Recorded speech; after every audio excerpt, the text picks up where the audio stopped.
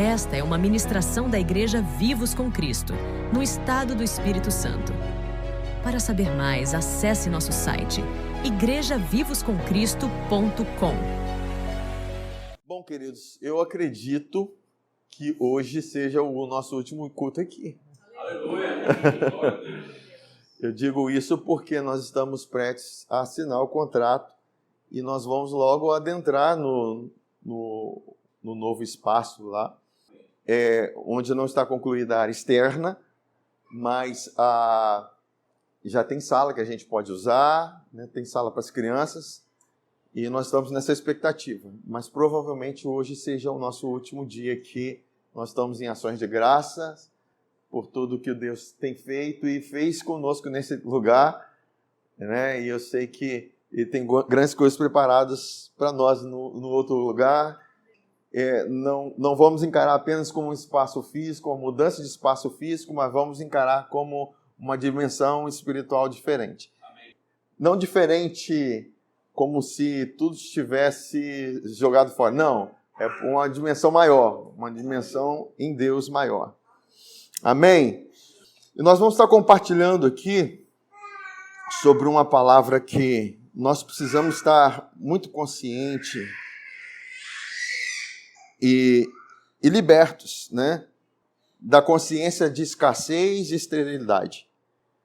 É uma verdade para nós que nós precisamos ter entendimento, porque se nós andarmos por vista, queridos, nós não seríamos aqueles que faríamos festa no deserto, como Deus falou na saída do povo do Egito. Ele falou: vai e faça uma festa para mim no deserto, né? Cantar no deserto é para quem anda por fé e não por vista. Porque deserto não é lugar de celebração humana, né? Que festa você pode fazer no deserto?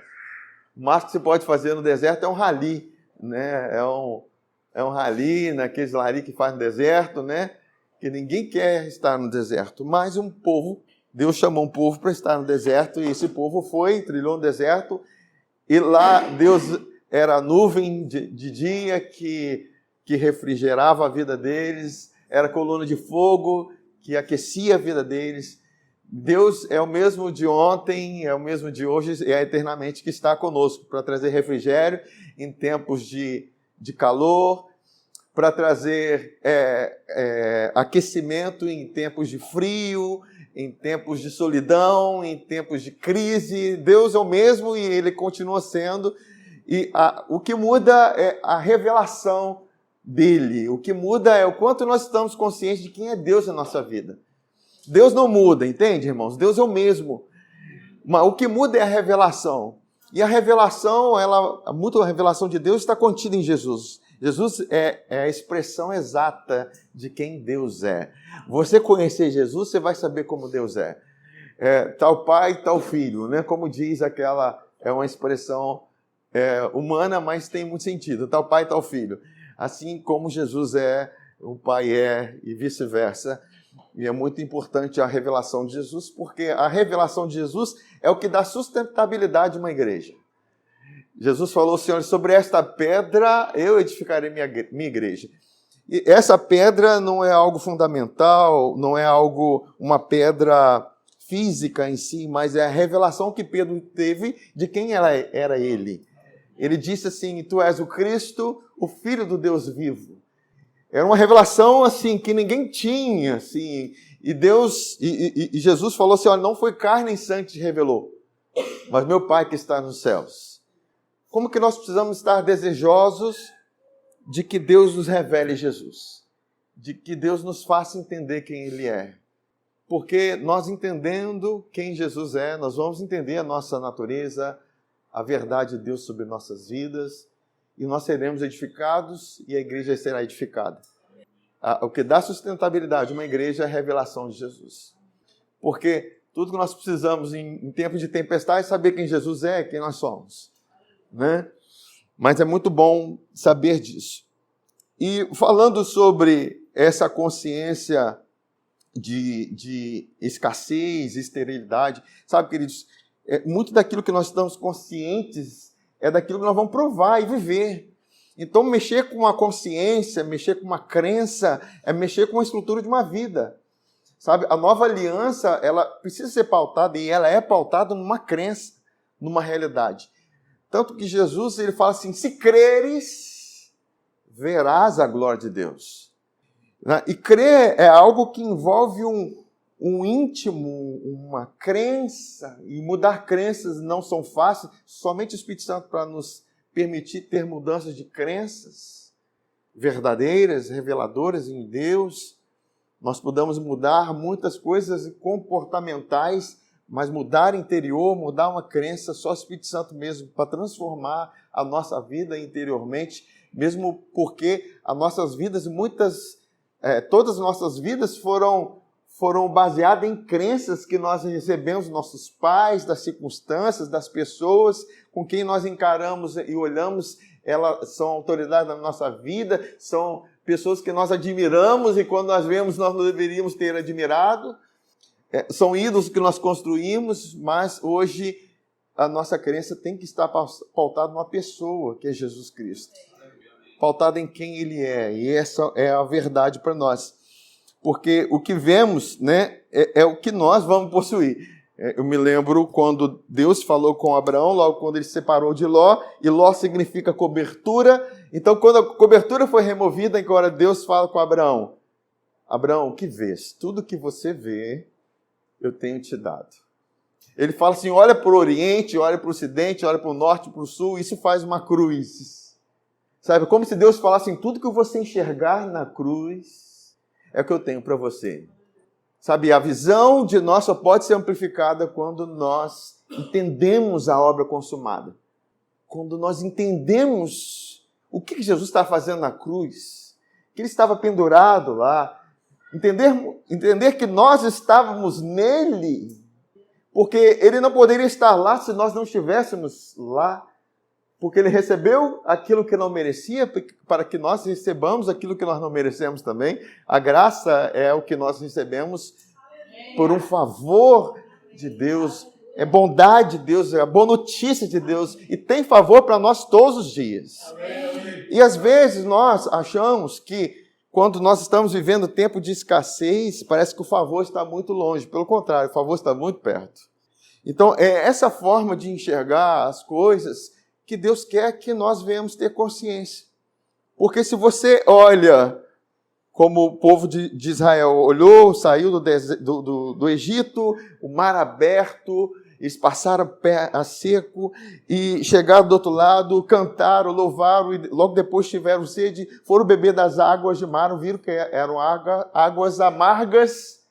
E eles começaram a murmurar, porque eles estavam se relacionando com aquela escassez, com aquela esterilidade da água, com aquela amargura da água.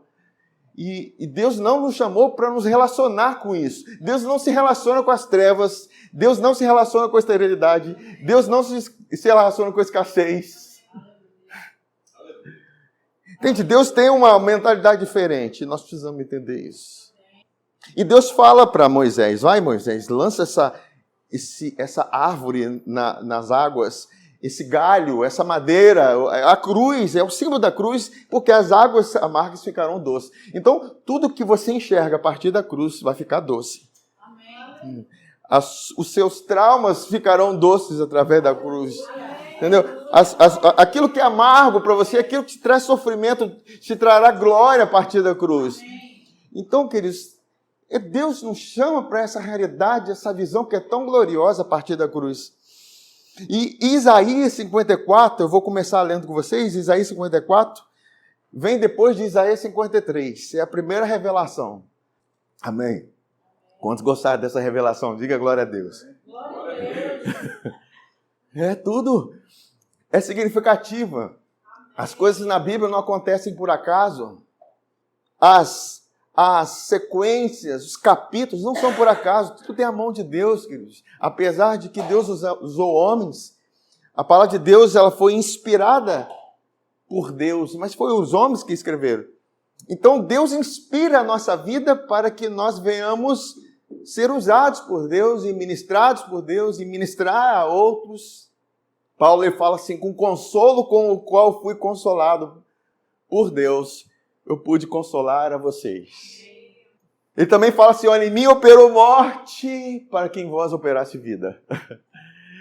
Às vezes nós, para gerarmos uma palavra, a gente passa por angústias, por sofrimentos, tristezas, e a gente não sabe por que está passando aquilo, e às vezes uma semana é uma semana tão atribulada, aí quando você vai ministrar, parece que sai um peso, sai um filho ali. É como uma mulher que está gerando e dando luz, que esquece de todo sofrimento quando vê o filho que nasceu e toda a alegria envolvida. Assim nós gerando uma palavra, nós estamos gerando uma palavra, essa palavra que se manifesta, traz alimento, que traz refrigério e traz vida para nós. Deus tem ministrado muito ao meu coração a respeito desses versículos de Isaías 54, lembrando que Isaías 53 fala da redenção, fala da cruz. Verdadeiramente Ele tomou sobre si as nossas enfermidades, nossas dores levou sobre si. O castigo que nos traz a paz estava sobre Ele, pelas suas pisaduras foi sarado. Está falando sobre Jesus na cruz. E fala assim, quem deu crédito à nossa pregação e a quem se manifestou o braço do Senhor. E aqui em Isaías 54, ele está falando agora para nós. Ele diz assim, canta alegremente, ó estéril que não deixa a luz. Eu percebo, parece ironia de Deus, né? Parece uma brincadeira, mas não é uma brincadeira, é uma verdade de Deus. Porque ele está falando, ó estéril, canta alegremente. Por quê? Porque ele continua, não, ele vai em degraus de cantar, né? Cante alegremente, ó estéril que não deixa luz, exulta com alegre canto e exclama, tu que não tivestes dores de parto, porque mais são os filhos da mulher solitária do que os filhos da casada, diz o Senhor. Então ele agrega a mulher estéril, uma mulher solitária ainda. E está dizendo que mais são os filhos, seus filhos. Está entendendo? Mais são os filhos da mulher solitária e da estéril do que da casada. O que ele está querendo dizer com isso? Que verdades estão nesse contexto? Porque, a começar, que a mulher solitária, e também na tradução fala desamparada, abandonada e estéril, como que ela pode esperar ter filhos? Que realidade que ele está querendo dizer? Lógico que ele está falando de uma realidade, quando ele está falando mulher, ele está falando da igreja.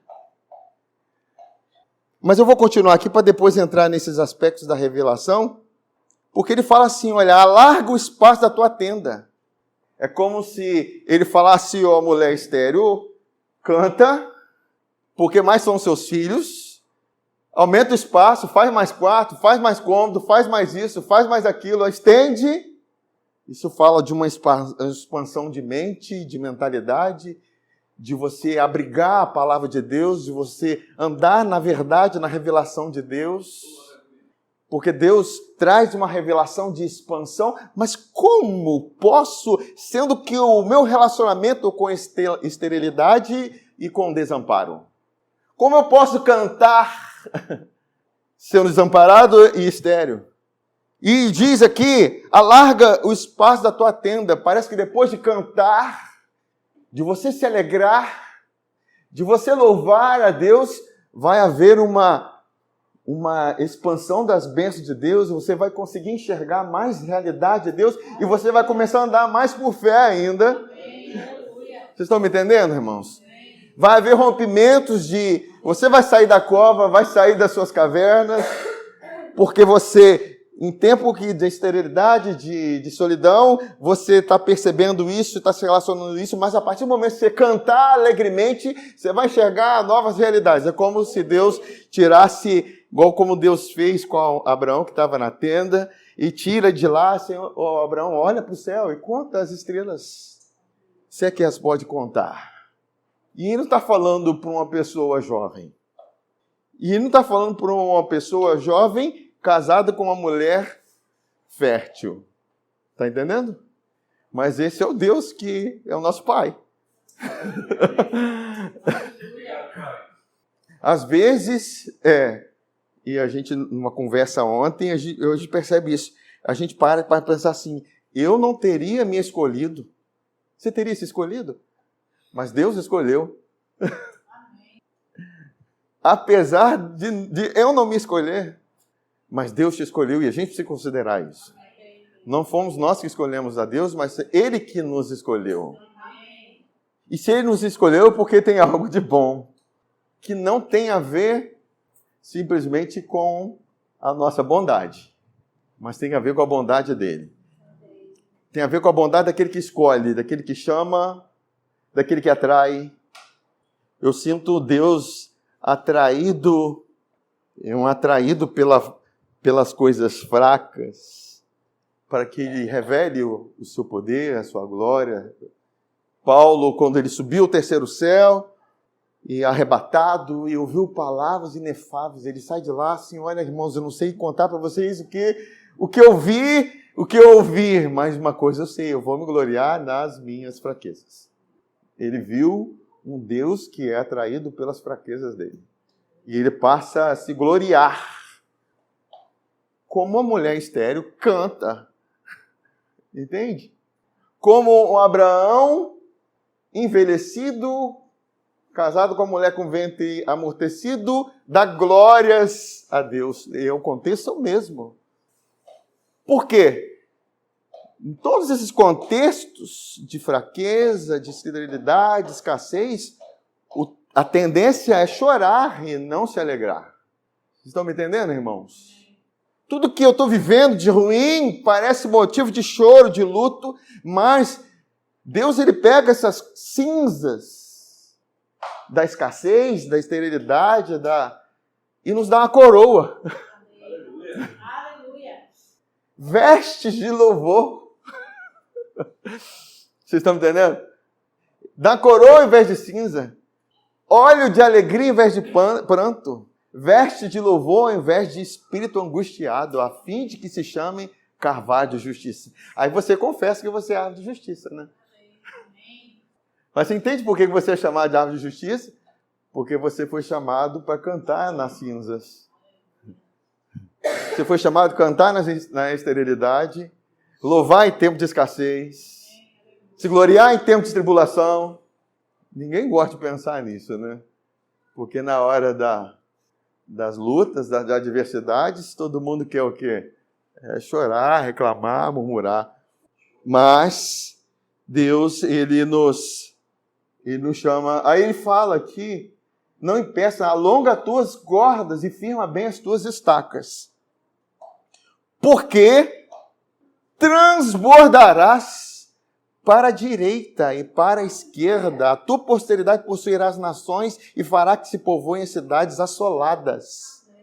Eu vejo um Deus que não se relaciona com a escassez, ele não se relaciona com a esterilidade, mas um Deus que, ao invés disso, ele faz transbordar sobre essas situações. Esse é o caráter de Deus, queridos. E você tem que identificar as esterilidades, as escassezes na sua vida e começar a se gloriar em Deus, porque existe um lugar de transbordo nesse lugar.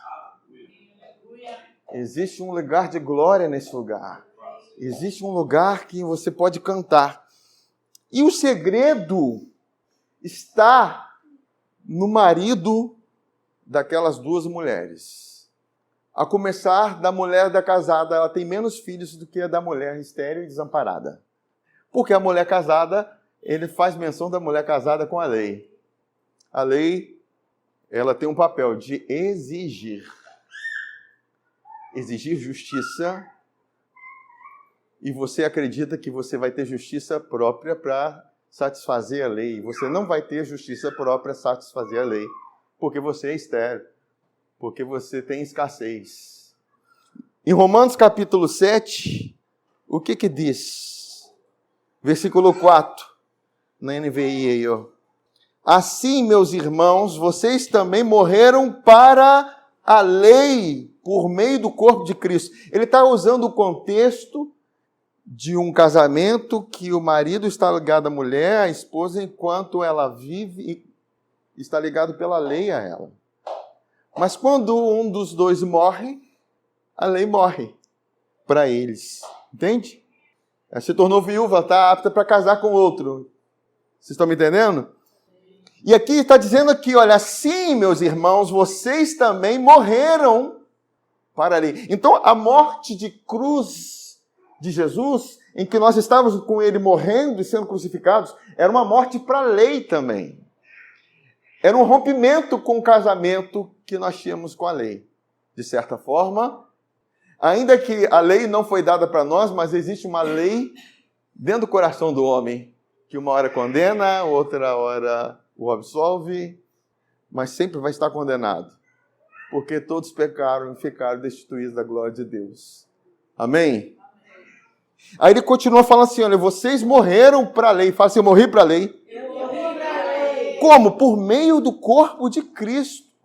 Aí para pertencerem a outro, ele está falando a outro marido. Você não foi casado.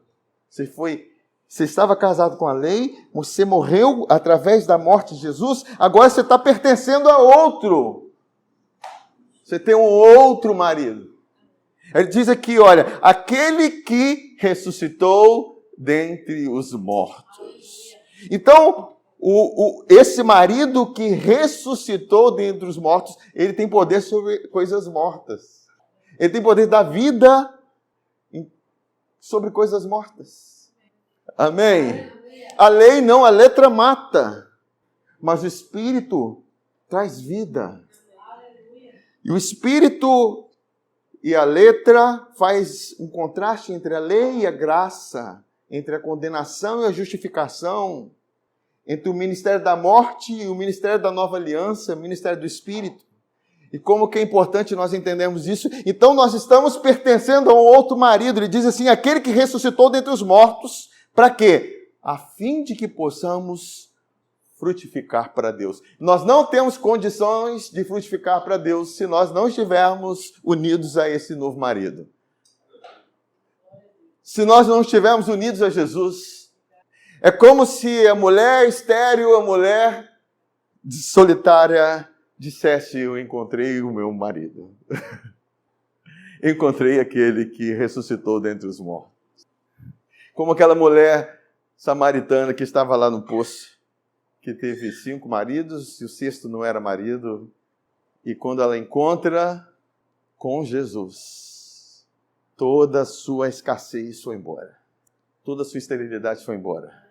Toda a morte daquela mulher foi embora.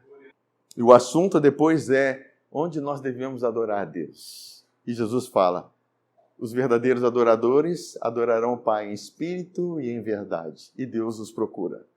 São essas mulheres, ou essas igrejas que cantam e celebram em lugar de escassez. Vocês estão me entendendo? E ele continua falando assim, olha, pois quando éramos controlados pela carne, as paixões pecaminosas, despertadas pela lei, atuavam nos membros do nosso corpo, de forma que dávamos fruto para a morte. Agora, porém, porque morremos para aquilo que estávamos presos à lei, fomos libertos da lei, para que sirvamos com um espírito novo, não por meio da antiga lei escrita. Sirvamos em novidade de espírito. Amém, queridos? Agora, sempre quando a primeira menção de uma palavra na Bíblia, eu gosto de trazer isso para vocês, porque Deus traz da primeira menção, Ele traz revelações gloriosas acerca daquele assunto. E nós vamos falar da primeira menção de escassez na Bíblia. Onde tem a primeira menção de escassez? Está lá em Deuteronômio, capítulo 8, versículo 1 a 10. Versículo 1 a 10. Diz assim, cuidareis de cumprir todos os mandamentos que hoje vos ordeno. Lembrando que Deuteronômio é o último livro do Pentateuco da lei, certo? Irmãos, debaixo da aliança da lei, e reforçando a lei, exige a obediência para que você seja justificado e seja abençoado por Deus. E nós sabemos que nós não estamos debaixo dessa aliança. Eu sei que vocês sabem isso, mas é sempre bom ouvir. Nós somos debaixo de uma nova aliança. Porque pela desobediência de um só homem, muitos morreram e foram dominados pela morte. Mas pela obediência de um só homem, Jesus Cristo, aqueles que recebem a abundância da graça e a dádiva da justiça reinarão em vida. Entende? A justificação vem por meio da obediência de Jesus. Mas aqui estão falando, cuidareis de cumprir todos os mandamentos que hoje vos ordeno, para que vivais. Então, para que nós vivamos, nós sabemos o que nós precisamos fazer. Nós precisamos crer em Jesus. Amém. E vos multipliqueis, e entreis e possuais a terra que o Senhor prometeu sob juramento a vossos pais. Recordar-te-ás de todo o caminho pelo qual o Senhor teu Deus te guiou no deserto, estes 40 anos, para te humilhar, para te provar, para saber o que estava no teu coração, se guardarias ou não os seus mandamentos. Queridos, entenda que o contexto era um povo rebelde, um povo que era orgulhoso, e Deus, na verdade, resiste aos soberbos, porque não vai ter graça para soberbos, não tem graça para soberbos, mas Deus dá graça aos humildes. Então, o fato de Deus permitir humilhação na vida do povo de Israel, no deserto, era para que Deus derramasse graça para eles.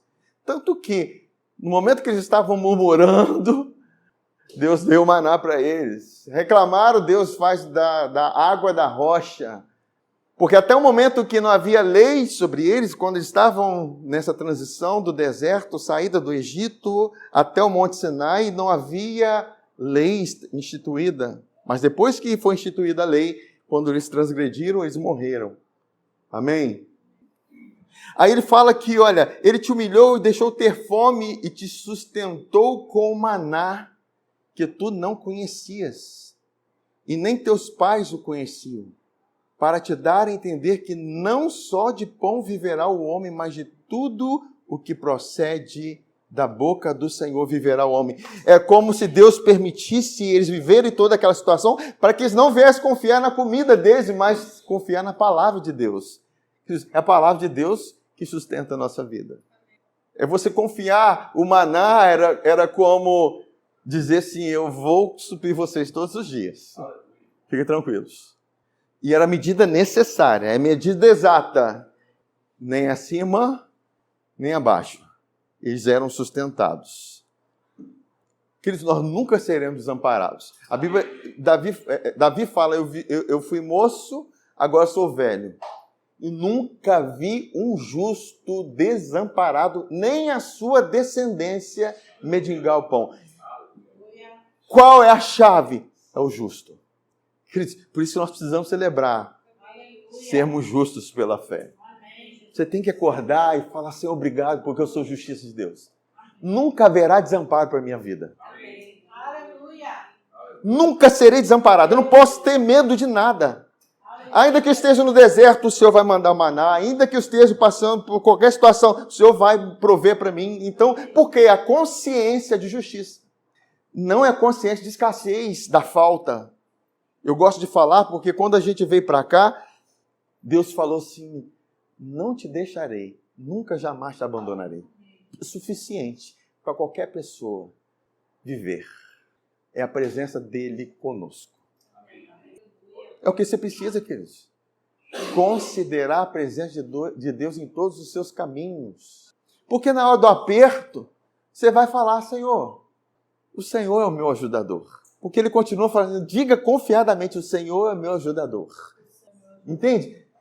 Eu não vou temer o que me pode fazer o homem, porque o Senhor é o meu auxílio. Isso é garantia para nós, queridos. Então, o maná era a prova de que Deus estava cuidando deles todo o tempo. Apesar de que não haver nem fartura, nem fartura. Vocês entenderam? Não tinha fartura, nem fartura. Eles comiam a medida exata. Outro dia até mais. Na sexta-feira tinha o dobro. Porque no sábado eles não podiam pegar. Porque se eles pegassem para o sábado, no sábado era proibido. Se eles pegassem além da medida, o que sobrava ia estragar. Assim, irmã, era um período de transição para eles no deserto. E às vezes parece que nós passamos por esse período, né? E você está na medida exata. A conta está fechando assim, tchum, na risca. Não é? Aquele período de maná. Mas, ele continua falando assim, olha, nunca envelheceu a tua veste sobre ti. Olha o cuidado de Deus. Mesmo em tempo de deserto, em tempo de aparente escassez, tinha sustento, tinha vestes, ainda que talvez fosse a mesma veste, a veste não envelhecia, não dava bolinha, não desbotava, a sandália não se grudava. Imagina isso, gente. 40 anos e a roupa está lá como se tivesse tirado da... A gente tem que pensar assim, Deus faz. Amém? Tirou da... Nossa, a roupa está novinha. Ela tem 40 anos. Imagine Caleb, né? No dia lá que ficou com a mesma roupa. Tô forte e tô com a mesma roupa ainda. Ó. Pode cheirar que nem tá fedendo. Essa não podia perder, né, gente? Porque Deus estava com eles. Porque Deus não queria que eles estivessem conscientes do deserto, da escassez, da miséria, mas da provisão que eles tinham. Sabe? E nós passamos por esse tempo, e às vezes de aperto, porque Deus quer que a gente esteja consciente que Ele cuida de você. Ele cuida. Amém? Só que Deus tem além para isso, amém? Deus tem mais. Ele diz assim, sabe, pois, no teu coração que como um homem disciplina seu filho, assim te disciplina o Senhor teu Deus. Guarda os mandamentos do Senhor teu Deus para andares nos seus caminhos e o temeres, porque o Senhor teu Deus te faz entrar numa boa terra. Agora não é mais com maná. Amém? Porque o Senhor, Deus, te faz entrar numa boa terra, terra de ribeiros de águas, de fontes, de mananciais profundas, que sai dos vales e das montanhas, terra de trigo, cevada, de vides, figueiras, romeiros, terra de oliveiras, de azeite, de mel, terra que comerás pão sem escassez. A primeira vez que sai a palavra escassez com a ausência dela. Deus está dizendo o seguinte, eu não tenho escassez para vocês. Eu tenho a ausência dela. Vocês estão me entendendo? Eu não tenho escassez para você, eu tenho a ausência dela. Mas guarde os meus mandamentos. É como se ele dissesse assim, guarde Jesus no seu coração. Guarde quem você é em Cristo. Guarde a sua identidade de justiça pela fé nele. Guarde, entenda isso, que você é justo. O Espírito Santo está em você e ele vai te conduzir, vai te guiar. Vocês estão me entendendo, irmãos? E ele fala assim, comerás pão sem escassez. É como se dizer o seguinte, o tempo de maná foi até aqui. Agora vocês estão entrando na herança. Estão na herança. Vocês estão possuindo a terra. A terra que emana leite e mel. E diz assim, nada te faltará nela. Terra cujas pedras são ferro e cujos montes cavarás o cobre. Comerás e te fartarás e louvarás o Senhor teu Deus pela boa terra que te deu. Aleluia! Agora, queridos, como que é importante nós entendermos. E eu vou ler só Deuteronômio 6:25 para você entender que guardar o mandamento é confiar e crer em Jesus. Como diz aqui em Deuteronômio 6:25, diz assim, será por nós justiça quando tivermos cuidado de cumprir todos estes mandamentos perante o Senhor, nosso Deus, como nos tem ordenado. Então, a condição de justiça é para quem guardasse os mandamentos. Mas, agora, na Nova Aliança, em 1 Coríntios capítulo 1, versículo 30 e 31, diz assim, é, porém, por causa dele que vocês estão em Cristo Jesus, o qual se tornou para nós sabedoria de Deus e justiça. Então, Jesus é a minha justiça. Você fica feliz com isso? Eu acho que quem não está muito feliz, ele não está ainda preparado para entrar na terra. Tem que passar mais um tempo de maná. Vocês estão me entendendo? Quem está triste tem que passar mais um tempinho de maná.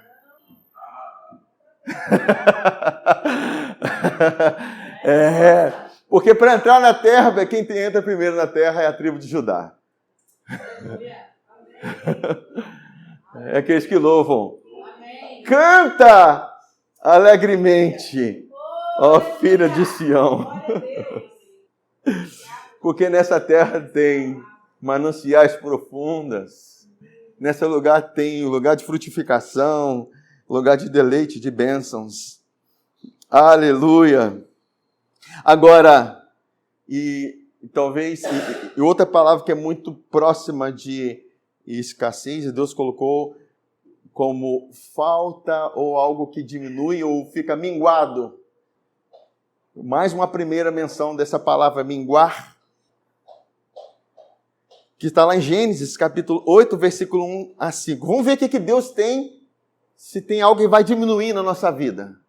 Que vai diminuir, vai decrescer, vai minguar.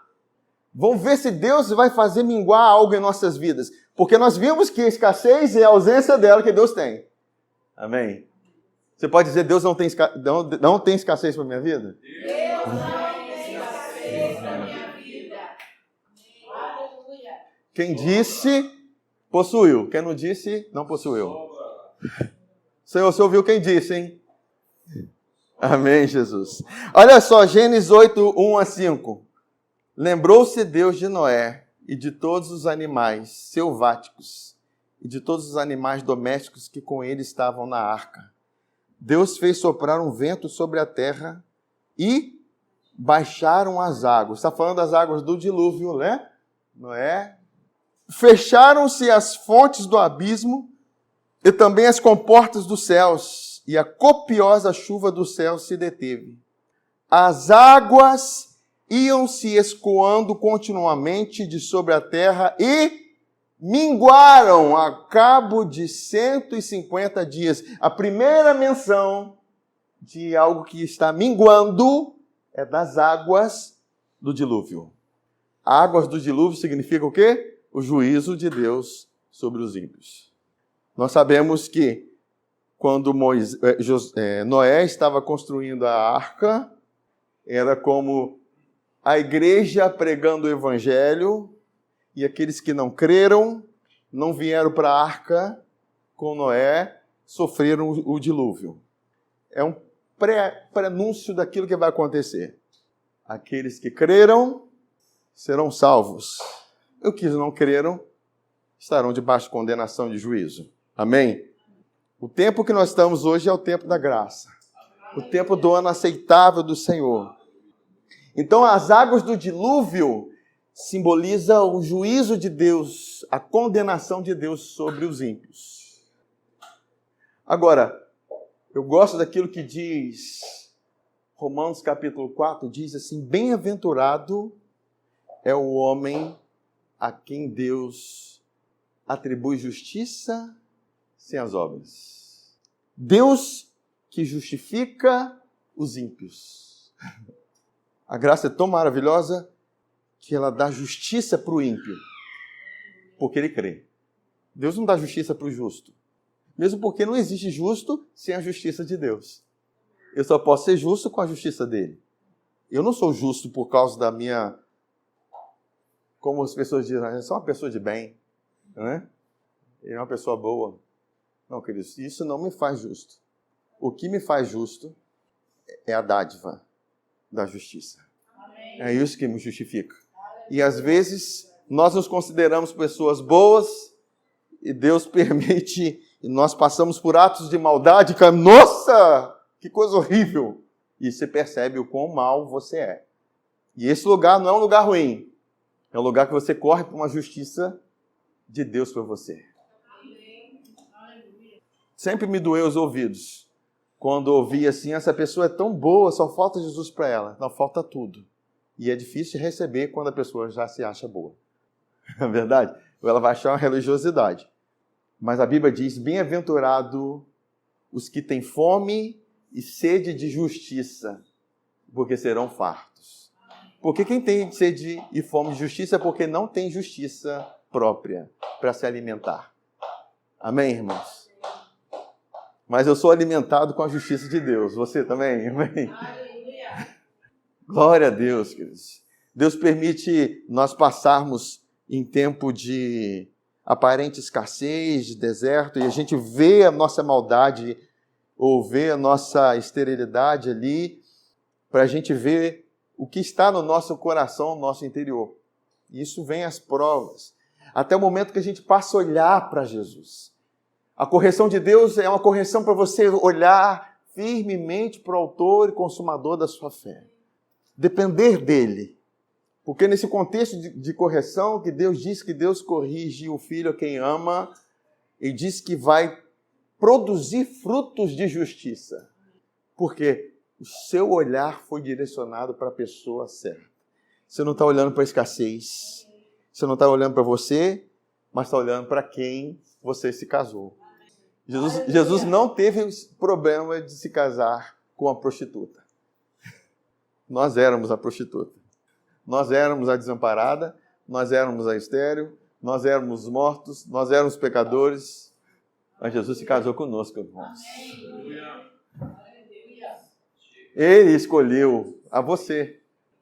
Você não se escolheria, mas ele te escolheu. Os fariseus se escolhiam. Por isso que eles não aceitaram Jesus. Mas ele nos escolheu. E isso é bom demais. Isso é maravilhoso demais. Mas enfim, o que minguaram, o minguar de Deus, se tem algo que vai minguar em nossas vidas, é a condenação e o juízo. Por quê, queridos? Nós, volta e meia, estamos com a mentalidade de condenação em nossas vidas, de culpa, de condenação, de culpa, de condenação. E Deus quer que isso mingue ou diminua na sua vida, que acabe na sua vida. Até um ponto. Até que ponto? Você pergunta, até que ponto?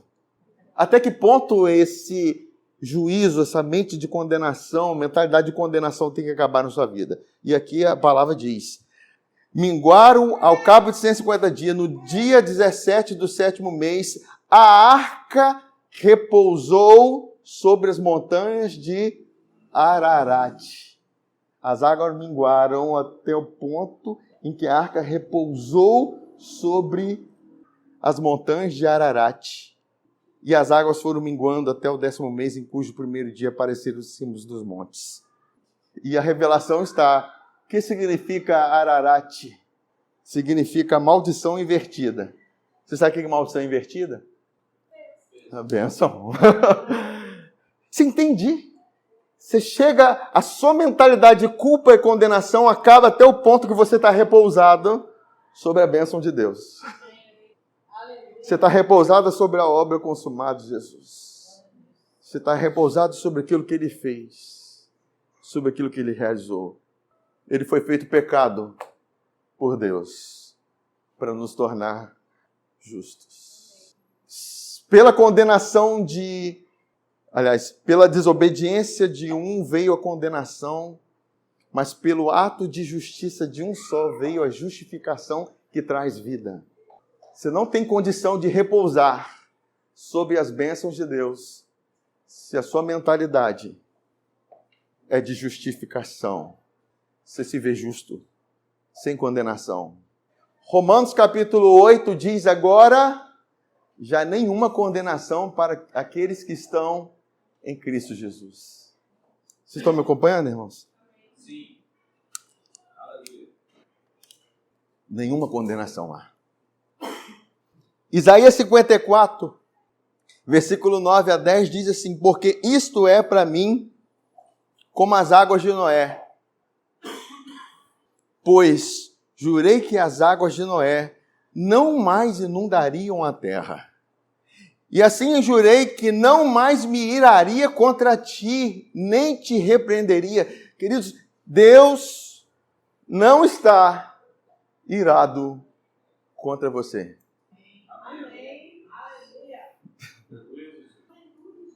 Vocês estão entendendo, irmãos?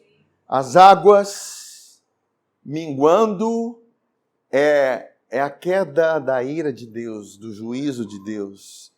Isso só pode acontecer porque Jesus recebeu toda a ira de Deus no seu lugar. Nós estamos repousados sob a bênção de Deus. Nós estamos repousados sob a bênção de Deus. Nós estamos repousados sob a bênção de Deus. Se tem algo que vai minguar na sua vida e tem que minguar, é essa mentalidade de condenação e de juízo. Amém? Porque quando mingua isso, você repousa sob as bênçãos de Deus. Nós não podemos, queridos, desfrutar das bênçãos de Deus, do favor da nova aliança, ainda com a mentalidade de condenação. E aí ele continua falando assim: pois jurei que as águas de Noé não mais inundariam a terra, e assim jurei que não mais me iraria contra ti, nem te repreenderia, porque os montes se retirarão e os outeiros serão removidos, mas a minha misericórdia não se apartará de ti, e a aliança da minha paz não será removida, diz o Senhor, que se compadece de ti. Você consegue enxergar um Deus misericordioso? O Deus misericordioso é aquilo que lá em Romanos 4 diz, bem-aventurado é o homem a quem Deus não imputa o pecado. Bem-aventurado o homem a quem Deus, ele remove o pecado, ele perdoa o pecado, encobre o pecado, ele retira o pecado. Não tem como Deus fazer certas coisas se você não entende que você é perdoado. Por isso o salmista, no Salmo 103, ele diz assim: bem-aventurado, bendize, ó minha alma, ao Senhor, bendize, cante, alegre-se, ó minha alma, ao Senhor, e tudo que há em mim, bendiga o seu santo nome. Bendize minha alma ao Senhor e não se esqueça de nenhum de seus benefícios. Deus não tem malefício para você. Deus não tem malefícios, não tem ira contra você. Esse é um salmo da graça, queridos. Porque ele diz assim, olha, entenda a ordem das coisas, porque é Ele quem perdoa as nossas iniquidades e sara as nossas enfermidades. Deus, para te curar, você precisa entender que Deus te perdoou. É como aquele paralítico que desceu no telhado, carregado por 4 amigos, e desceu, e Jesus fala assim: perdoados são os seus pecados. Ele não falou: curado você está dessa paralisia. Ele falou: perdoados estão os seus pecados. Primeiro ele disse isso. Aí os fariseus começaram a questionar: quem é esse que perdoa pecados? Aí ele disse: para que você entenda que o Filho do Homem tem poder de perdoar os seus pecados, eu digo a ele: levanta, toma o teu leite e anda. Ele cura as enfermidades. Mas entenda, a ordem é: Deus perdoou as nossas iniquidades. Deus sara as nossas enfermidades. Aí ele vai falando: é Deus que te redime da cova, quem te curou de benignidade, quem te renova a juventude, quem faz isso, quem faz aquilo, porque Deus é um Deus de benefícios, Deus não é um Deus de escassez. Que farta de bens a tua velhice, de sorte que a tua mocidade se renova como a da águia. Vocês estão enxergando quem é Deus?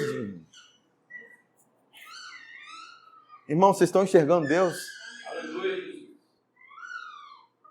Fala assim, mais ou menos. Aleluia.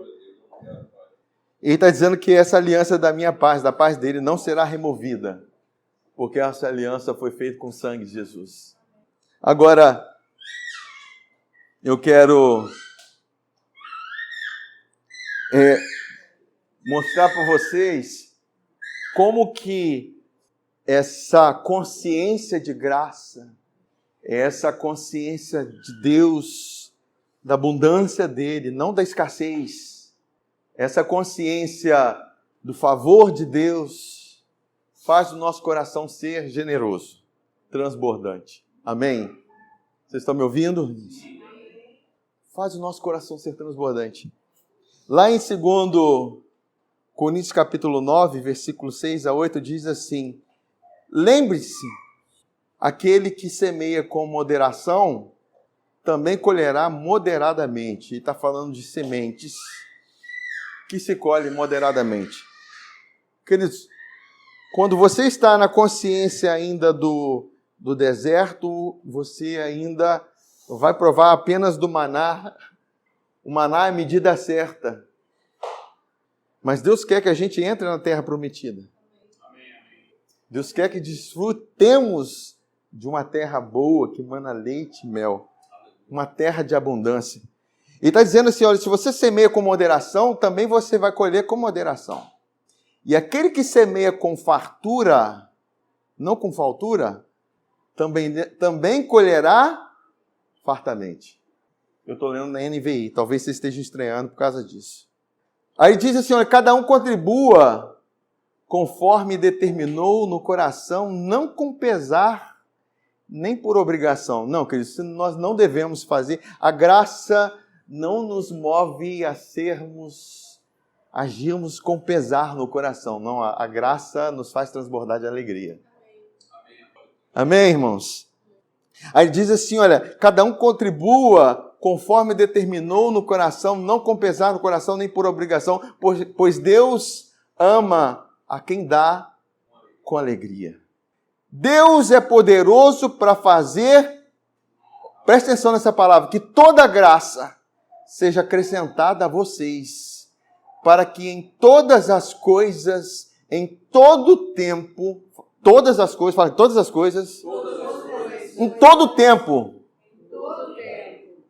tendo tudo o que é necessário, vocês transbordem em toda boa obra. Entenda que o reflexo do herdeiro é transbordar. O reflexo daquele que está ainda numa mentalidade de escassez é de minguar, é de reter. Deus quer que nós vivamos nessa mentalidade de abundância. Amém? Porque nós estamos conscientes de quem Ele é. De quem cuida de nós. Amém, irmãos? Aí no versículo 11 ele diz assim, olha, vocês serão enriquecidos de todas as formas. Queridos, a palavra de Deus está dizendo isso. Vocês estão prestando atenção nisso? Não deixem de se desviar disso. Vocês serão enriquecidos de todas as formas para que possam ser generosos em qualquer ocasião e por nosso intermédio a sua generosidade resulte em ação de graças. Eu creio que chegou o tempo de nós expandirmos em generosidade, de nós expandirmos em consciência da graça, do favor de Deus, da bondade dEle. Do lugar que Deus preparou para nós. Deus é um Deus que é abundante sobre nossas vidas. Só que muitas das vezes nós retemos nós estamos na consciência do maná, e a gente retém o maná, e a gente retém e quer segurar o maná e aquilo vai estragar. Mas a Bíblia diz que Deus dá semente ao que semeia. E pão para alimento. Deus nunca vai deixar de dar semente para você e nem deixar de dar pão para você. Agora você tem que saber que você tem que comer. Você come o pão e semente, semeia. Fala assim, eu semeio a semente. E como o pão. É isso, queridos. Aí ele diz assim, se você semeia com abundância, porque está sendo multiplicada a graça na sua vida, você vai colher com abundância. É um princípio divino. É um princípio divino. E nós precisamos compreender isso. E avançar nisso. É sair apenas, e como nós temos a crença do dízimo como primícia, é sair e não sair de parar.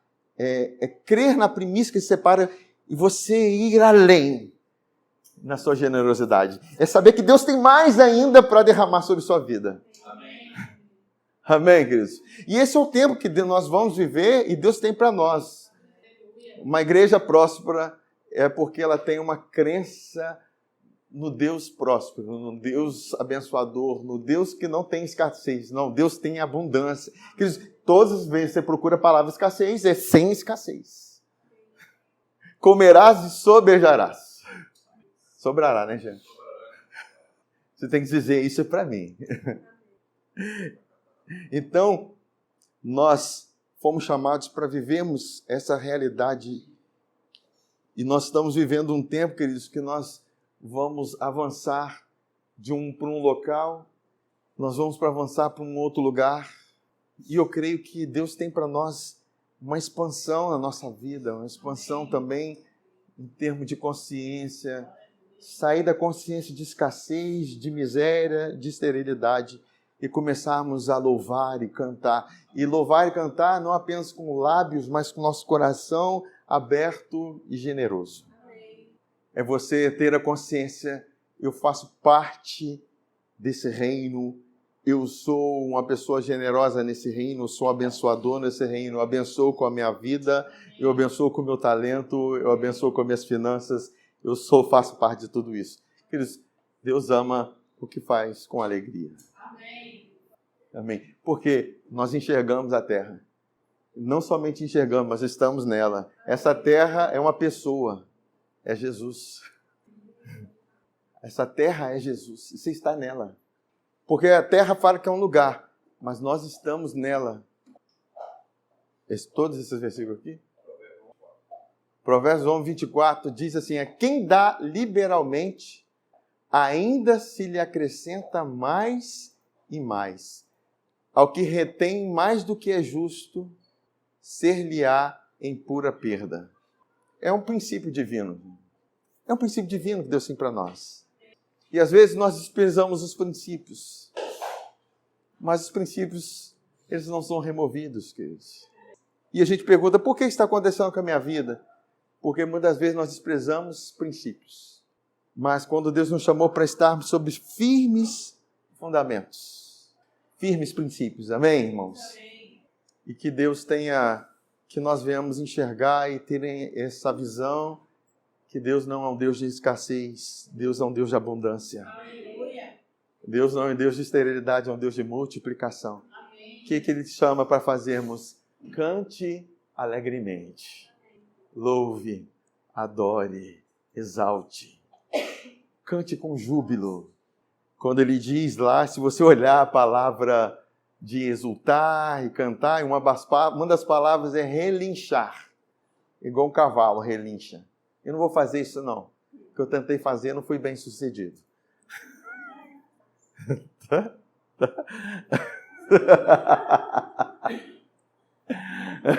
Mas eu fico me coçando para fazer, mas não vou fazer não. Olha lá, tá vendo? Mas é loucura, porque de tamanha alegria. Malaquias diz que nós saltaremos como bezerro na estrebaria. Saltaremos de alegria. Deus quer isso para nós, querido. Deus quer que nós avancemos em louvor. Não simplesmente em parte técnica, mas em parte coração. Você exulta e louva independente daquilo que você está passando ou vivendo. Você está vivendo o tempo que você deveria estar amargo, mas você está louvando a Deus. Você está louvando, adorando a Deus. Cristo tem coisas, a gente tem que fazer isso constantemente. Na hora que o negócio está difícil, pega o louvor, aumenta dentro da sua casa e começa a cantar, irmãos.